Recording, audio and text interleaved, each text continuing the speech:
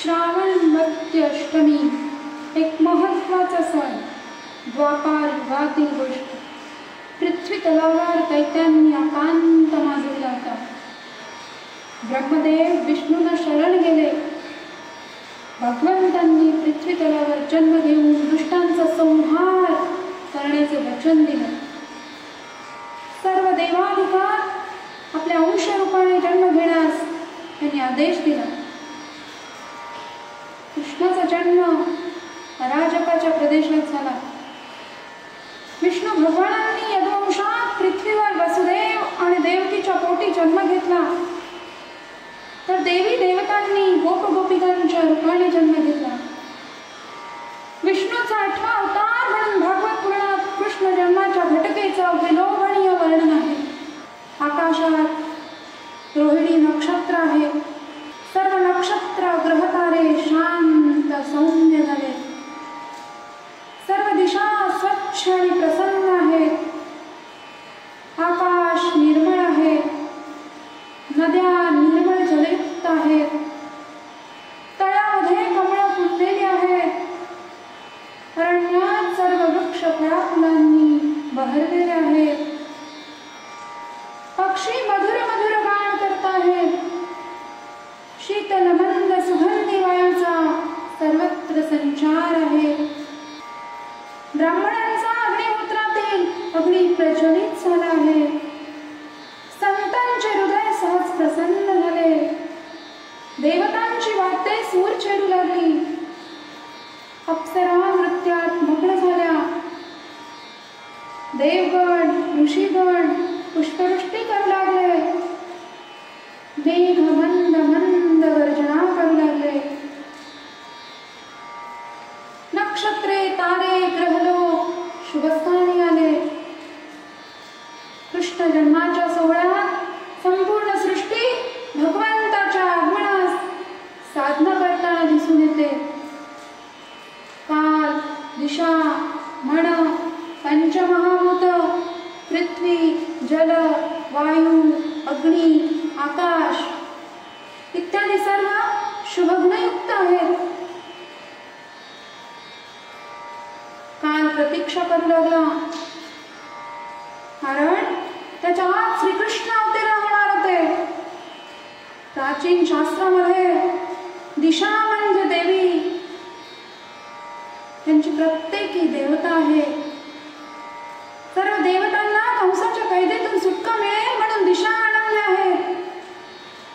भूदेवीने हे मंगल चिन्ह धारण केले, कारण काही काळ भगवंत भूदेवी जवळ राहतील. जगाला आनंद झाला, कारण भगवंतांच्या पायाचा स्पर्श यमुना जलाला होणार होता. अष्टमी तिथी तर पक्षाच्या मध्यावर येते. कृष्ण पक्षाचे तर श्रीकृष्णाशी नाते निगडीत आहे. मध्यरात्रीची वेळ योगी जनांना प्रिय असते. सर्वत्र अंधाराचे साम्राज्य. अशा या मंगल वेळी भगवान श्रीकृष्ण देवकीच्या उदरातून प्रकटले. जण काही 16 कलायुक्त पूर्ण चंद्राचा उदय झाला. चंद्रही आनंद विभोर झाला होता. संपूर्ण कारागृह दिव्य तेजाने उजळून निघाले. वसुदेवांनी हे नुकतेच जन्मलेले अद्भुत बालक पाहिले. त्याला 4 भुजा होत्या. मेघवर्णयुक्त पितांबर, गळ्यामध्ये कौस्तुभमणी, हातामध्ये शंख चक्र गदा पद्म धारण केलेले, छातीवर श्रीवत्स चिन्ह, रत्नजडित मुकुट, हातात मौल्यवान कंकण, कानात कुंडले आणि इतर अलंकार, मस्तकावर प्रचुर केशसंभार, अशी सुंदर दागिन्यांनी नटलेली बालमूर्ती पाहून वसुदेव आणि देवकीचे नेत्र धन्य झाले. हे बालक स्वतः पूर्ण पुरुषोत्तम असल्याची खात्री झाल्यावर दोघेही कर जोडून प्रभुस्तुतीत लीन झाले. विष्णू भगवानांनी पूर्वजन्मीची आठवण करून दिली. दिल्या वचनापोटी तिसऱ्यांदा त्यांच्या पोटी जन्माला आल्याचे सांगितले. प्रथम कृष्णीय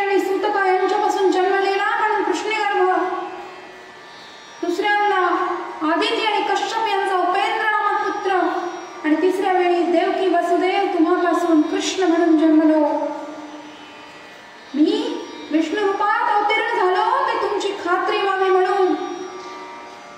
सामान्य बालकासारखा जन्म घेतला असता तर मी भगवंतानेच जन्म घेतलाय याची तुमची खात्री झाली नसती. तुम्ही आपले मूल म्हणून अनेक वेळा वात्सल्याने माझे संगोपन केले. मी प्रसन्न असून आपला ऋणी आहे. आपणास कंसाची भीती आहे म्हणून माझी आज्ञा आहे की आपण मला गोकुळात सत्वर घेऊन जा आणि यशोदा मातेची जी कन्या आहे तिला इकडे घेऊन या. एवढे सांगून भगवंतांनी रूप बदलून बालरूप धारण केले आणि शांत झाले.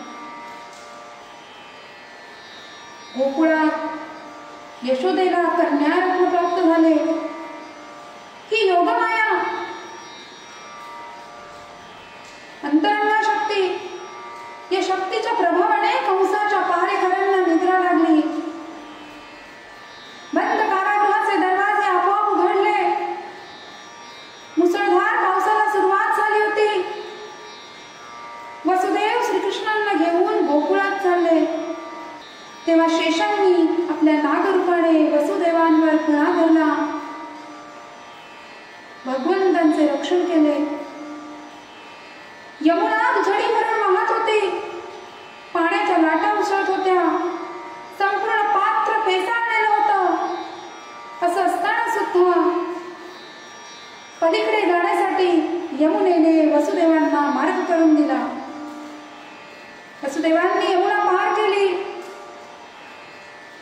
वसुदेव यशोदेच्या निवासस्थानी प्रवेश मिळवून आपल्या पुत्राला त्याने तिथे ठेवलं आणि नुकतीच जन्मलेली कन्या उचलली आणि पुन्हा कंसाच्या कारागृहात आले. तिला देवकीच्या स्वाधीन केलं आणि पुन्हा साखळदंडाने बांधून घेतलं. तिकडे गोकुळात यशोदेला निद्रा लागल्याने आपण मुलाला जन्म दिला की मुलीला जन्म दिला याचा तिला विसर पडला. असा हा प्रश्न गोकुळात वाढू लागला.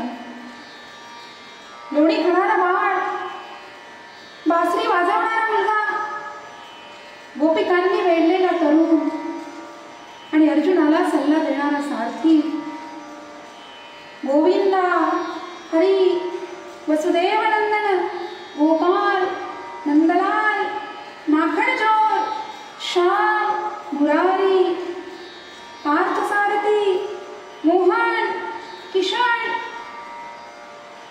अशी अनेक नावं भगवंताची आहेत. कृष्ण म्हणजे काळ्या मुखवर्णाचा आणि सर्वांना आकर्षित करणारा स्वयं भगवान म्हणून याची पूजा केली जाते. पंढरपुरात विठ्ठलाच्या रूपात, तर वृंदावन, द्वारका, जुनागड, ओडिसातील जगन्नाथ म्हणून भगवंतांना पारिजातकाचं फूल अधिक प्रिय, तर वैजयंती माला आवडीची आहे. साधकाचे अंतःकरण शुद्ध झाले तर त्यात परब्रह्माचे आगमन होते. काया, वाचा, मन, बुद्धी, भाव, प्रकृत स्वभाव सर्व शुद्ध ठेवून सर्व कर्मे परमात्म्याला अर्पण केली तर तो कृष्ण आपल्या आत अवतीर्ण झाल्याशिवाय राहणार नाही. आज आपण कृष्णाचे स्वागत सृष्टीतच नाही तर आपल्या मनात सुद्धा करूया. जनाचा उद्धार केला त्याप्रमाणे मनाचाही उद्धार करेल. हाच तो उपदेश गीतेमध्ये भगवंतांनी अर्जुनाला केलाय आणि हे सर्व लक्षण चित्त शुद्धीचेच आहे.